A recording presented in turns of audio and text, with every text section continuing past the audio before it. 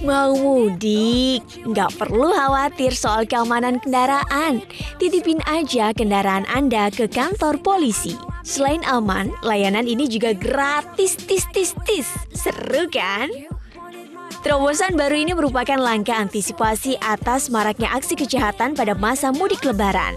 Nah, bagi Anda yang tertarik untuk menitipkan kendaraan ke kantor polisi, berikut adalah syarat-syaratnya. Saya kira ketentuannya simpel saja, masyarakat datang ya memberikan mungkin ini STNK-nya, bukti kepemilikan, memperlihatkan gitu ya. Terus juga kami catat dan mobil tersebut bagaimana kreasi daripada masing-masing Kapolres dan Kapolsek ya. Tentunya jangan sampai mobil tersebut adalah mobil-mobil hasil tindak pidana nanti kan. Nah, jadi kita akan cek dulu terus benar atau tidak dengan ya nuansa silaturahmi lah, bukan mempersulit karena kita kan ingin menjaga barang-barang yang legal. Gak cuma di Jakarta, penitipan kendaraan ini juga berlaku di berbagai polsek di Indonesia. Sebarkan kabar baik ini ke kerabat ya. Tim Liputan MNC Media memberitakan. Wah, gratis tuh katanya di kantor polisi. Zah, boleh lah ya. Aja. Kalau saya udah Oh, udah ya benar. Ya, Mas Sigit, kalau misalnya lebaran, mudik, itu apa sih yang menjadi tradisi di keluarga? Yang bikin kangen gitu? Makanan kali ya. Makanan masih ya. jam 11 lah. Selama ya. Makanan sih maksudnya pada saat lebaran itu kan pasti ada makanan-makanan spesial yang biasanya di hari-hari biasa tuh nggak ada gitu. Ya, kayak ketupat aja kan jarang-jarang kan. Aduh, ketupat. Jadi sebenarnya kalau lebaran itu kalau menurut Mas Sigit ajang kulineran begitu ya? Enggak juga sih. Bukan. Enggak. Kalau salah satu lah. Salah satu. Lebih ke ajang untuk ketemu sama keluarga besar karena kan di kalau nggak lebaran nggak ketemu gitu. Ya susah untuk ketemu. Gitu. Oke, berarti kalau misalnya yang ditangkap mengenai mudik ini sebetulnya adalah tradisi kita yang diambil dari agama, itu adalah silaturahmi. Betul ya Pak Ustadz ya. Sisi baiknya adalah ya apapun kita lakukan sebetulnya menjalin silaturahmi dengan keluarga yang nun jauh ada di luar pulau sana gitu. Tapi ya sekali lagi pemirsa jangan mengandung yang namanya mudarat tadi.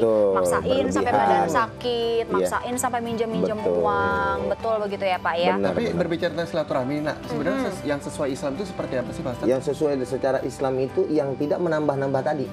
Jadi memang murni pure untuk silaturahim. Artinya niatnya tidak lagi ada hal-hal yang lain di luar itu gitu kan.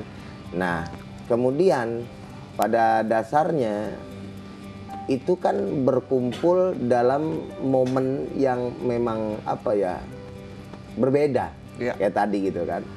Mas Sigit mengatakan kalau misalkan nggak hari itu, nggak bulan itu, nggak tahun itu kayaknya kurang gitu kan.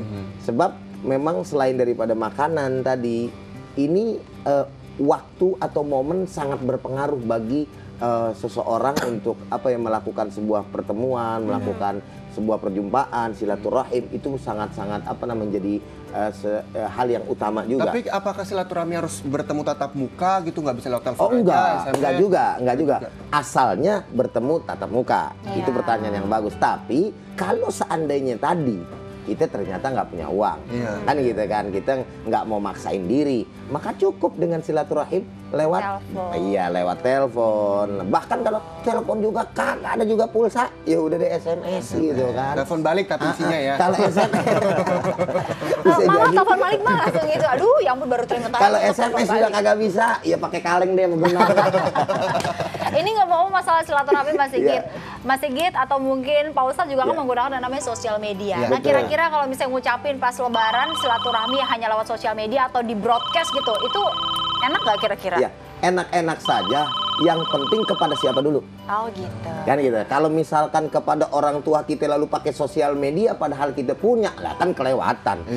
Mam, Matbaran ya, Assalamualaikum. Jadi memang harus disortir. Iya, artinya kepada halayak ramai misalnya kita sebagai public figure, misalkan Mas Sigit gitu kan ya, fans-fans segala macam ya selama ini ya itu wajar. Tapi kalau buat ke orang tua beliau, ke orang terdekat beliau kan nggak gitu-gitu juga, kelas kan gitu. Dan sebisa mungkin sih nggak broadcast message ya. Iya, sebisa Jadi mungkin. lebih baik japri, jalan Japri pribadi. aja. Nah, Iya. betul. Oke. Karena Ini memang sudah ada rasanya penelpon beda juga nih, banget. Nak. Iya, betul, oke. Oke. Halo, assalamualaikum, selamat pagi.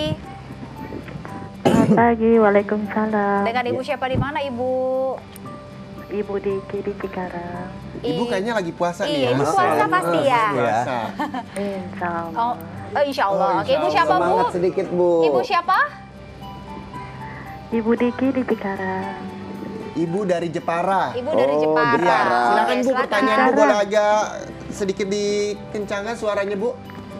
Assalamualaikum Pak Ustadz. Waalaikumsalam warahmatullahi wabarakatuh, Ibu. Iya, saya kan udah nggak punya orang tua di kampung, udah meninggal semua. Cuman kalau kita silaturahmi di kampung itu kadang suka ada konflik sedikit di hari raya Pak Ustadz. Oh, suka ada konflik Gimana katanya caranya? kalau mudik ke Dengan siapa kampung. konfliknya Bu? Dengan siapa konfliknya, Dengan Ibu? keluarga ya? Artinya karena sudah tidak punya orang tua ya, Bu ya? Tapi bagaimana kita menjaga hati gitu? Apa kita harus merendah atau mengalah gitu Pak Ustadz? Oke. Dari Ibu Diki di Cikarang. Cikarang. Iya. Iya. Assalamualaikum Bang. Waalaikumsalam warahmatullahi Terima kasih, wabarakatuh. Bu. Terima Ibu dari kasih. Cikarang mudiknya ke Jepara, orang tuanya udah nggak ada. Terus kalau misalnya mudik itu takutnya suka banyak konflik. Nah, bagaimana Iya. nih untuk menghindari hal Konflik tersebut? gitu. Memang ini kasus yang unik juga dan bukan hanya ada pada ibu sebetulnya ya, tapi ada beberapa dan sebagian orang seperti itu. Nah, tinggal kita melihat sisi positif dan negatifnya. Kalau memang keadaannya kasusnya seperti itu, tinggal kita keker aja nih. Ini pulang kampung bakal jadi ribut tapi bakal jadi bagus nih. Kan gitu kan. Kalau yang tadinya nilai kita mau datang ke sana untuk silaturahim, tapi kemudian ternyata malah jadi berantem karena kita tahu misalkan orang-orang dari yang kita mau silaturahimi misalkan gitu kan. Dia belum menerima kita dengan baik atau misalkan ada kekurangan dari mereka yang mulutnya begini terakhirnya jadi berantem, maka cari cara silaturahim yang lebih elegan gitu loh kepada mereka. Apakah tadi lewat SMS atau apa tanpa bertemu muka gitu kan.